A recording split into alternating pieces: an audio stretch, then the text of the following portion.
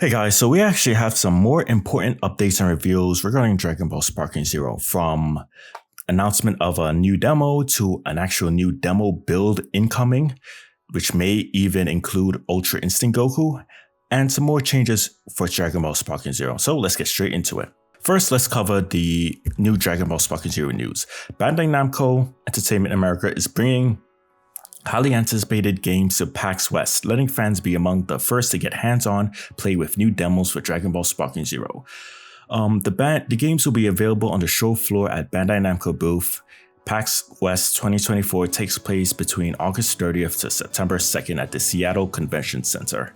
Now let's go into the actual big news. So according to Rhymestyle, there will be a different build that he will be able to play in the upcoming weeks. So let's actually view the video in which he's talking about it.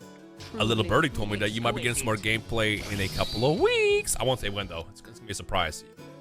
You're gonna see a random upload of Sparking Zero with a different build in a couple weeks. Just a little hint. That's all I'm gonna say. That said, I hope you enjoyed. Thumbs up.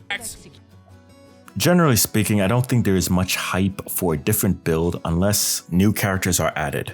Who those characters will be? Well, let's take a potential look.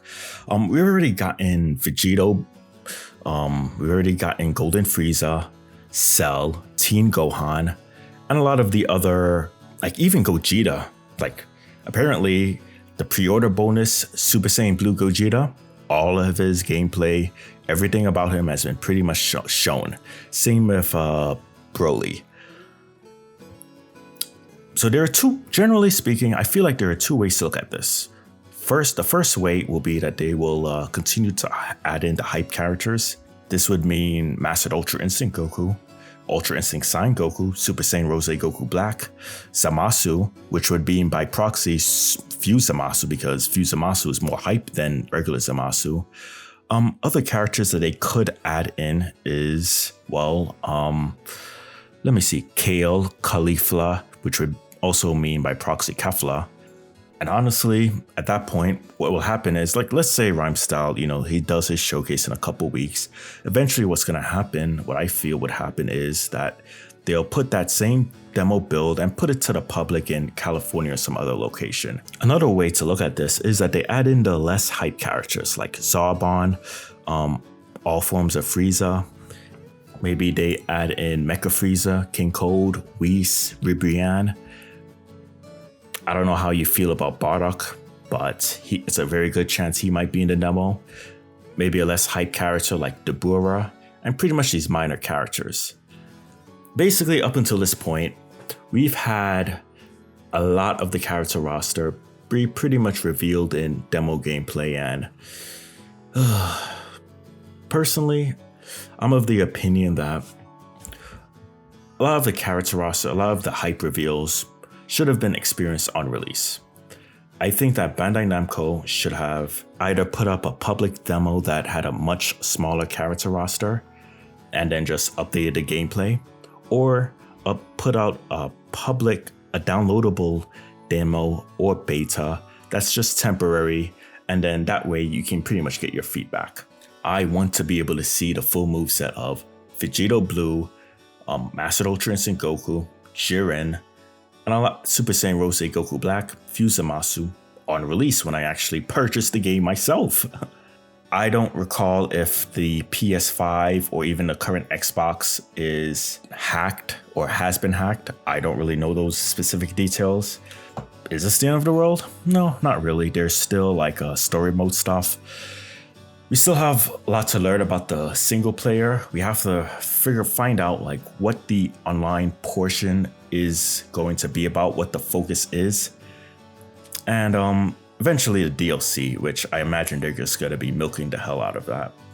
Before I close off this portion of this segment, I kind of want to say that for me, I think that a lot of the times the previous Dragon Ball games really did it well. And if practically, I'm kind of like a fan of how other games in general do it. Like with Rockstar, when it comes to GTA, they keep a lot of those things hidden. They keep a lot of those things secretive until like the actual game comes out. And then everyone gets to enjoy, whether it's GTA or Red Dead Redemption, doesn't do anything bad to hurt their sales or anything of the sort. With the Dragon Ball series, in terms of, I don't recall them having like a huge in-depth demo for Dragon Ball Z Kakarot, although again, I can't remember these things off the top of my head because it's been such a long time since Kakarot released, believe it or not. But a lot of these games, they do a good job in terms of like keeping things hidden, not showing off a lot of stuff. So I'm under that camp. I like being surprised. Like let's look at the Boost Saga for a moment. With the Boost Saga, like now that we know the demo and now that we have an idea of what the characters will be, I'm really not excited for the Boost Saga trailer because it's just gonna be more of the same. Who are they gonna reveal? What, Supreme Kai? Babidi? And at that point, we're gonna be in a little bit of a dry period until maybe a couple more weeks or even at the end of September. Maybe not the end of September, but I definitely feel like the more we have these demos before the actual trailer, the less hype it is. And the more that the realization comes in for the fact that there's just not going to be something playable for everyone, it does suck. So I would say that whoever was managing Dragon Ball FighterZ, the marketing team for that, did a wonderful job in terms of keeping things hype, but not overshowing and overplaying your hand too much. Whoever is responsible for Dragon Ball Xenoverse 2, the promotion of their latest DLCs, the promotion of the actual game before they came out, just from pure memory, definitely not as much. So yeah, it's a mystery, but hopefully we don't start seeing story mode footage, because if that happens, then you can expect it to be spoiled in the thumbnails, in various thumbnails and in various videos, and actually that would legitimately suck even more. But then again, I don't know how big of a focus the story mode for Dragon Ball Sparking Zero will be. Vegeta, let's do this!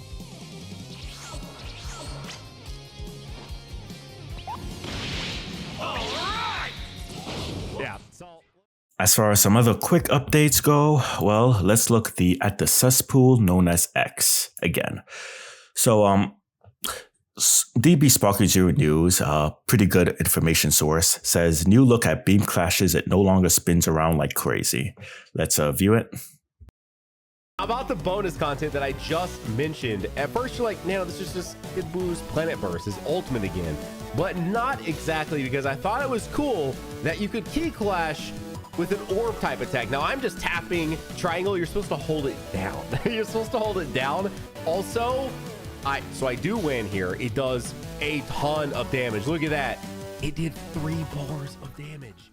Right, now that we have that out of the way, let's kind of look at, apparently this is a before and after of the gameplay for Dragon Ball Sparking Zero regarding the builds. 打ってもですね、やはりちょっと弾くこともできたり。Depois daquele Kamehameha. E também o jogo vai oferecer uma coisa. So definitely seems to be some improvements in terms of speed. And then this is also apparently an updated look at Vegeta. All right, that's pretty much it for now. Be sure to give this video a like, subscribe if you're new, and I'll probably defend more of my stance in the comment section. So let me put in this actual PSA. I don't actually know if Ultra Instinct Goku or Super Saiyan Rose Goku Black are going to be in the updated build, which Rhymestyle is talking about. I'm only speculating because of the fact that they've been adding a lot more hype characters like Super Vegito, and they haven't really like added in the less hype people. So I'm under the assumption that they're going to try and go all out here. That's what I think. I have no insider source. I haven't talked to any specific people. If it's a situation where Ultra Instinct Goku, Super Saiyan Rose Goku Black, Fuse Zamasu, and Vegito Blue are not in the updated build, then this is probably going to be one of the few cases where I'm actually happy that I'm wrong.